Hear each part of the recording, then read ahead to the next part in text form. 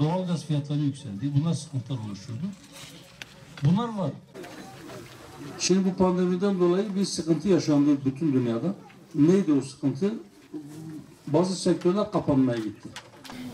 Yani siyasete az çok ilgisi olan, akşam televizyonları açıp haber bültenlerini izleyen ya da tartışma programlarını izleyen şunu görecektir ki maalesef keşke öyle olmasa ama bizim memleketimizde siyasetin dili çok sert. Siyaset yapmanın, muhalefet etmenin uslubu bize biraz terstir. Nasıl terstir? Bir parti eğer iktidardaysa o çok doğru bir şey de yaparsa muhalefetteki diyor ki ben muhalefetim, ben onu eleştiririm.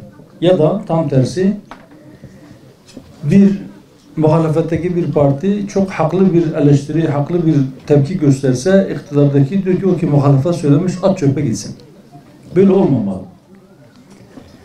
Biz diyoruz ki eğer hepimiz, bütün siyasi partiler, bütün ehli siyaset ya da onların peşinde gidenler şu noktada anlaşabilsek, biz doğruya doğru, eğriye eğri, yanlışa yanlış diyebilsek bu hepimiz için daha iyi olacak.